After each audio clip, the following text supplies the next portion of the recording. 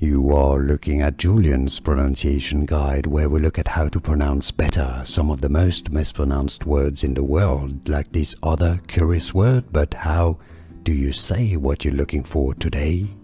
So we are looking at how to pronounce these names, and we're going to be looking at how to say more confusing names and vocabulary many get wrong, so make sure to stay tuned. Two different ways of pronouncing it in English and one in German. In English, in British English, it's said as Neumann, while in the US it's usually pronounced as Neumann, just like new and new, British versus American. Now, in German, which is the origin of the name, it's actually said as Neumann. So really you should be saying Neumann, but then depending on the family and the surname, well, it's pronounced differently. At least now you know. Like this video if you found it useful, appreciate the support.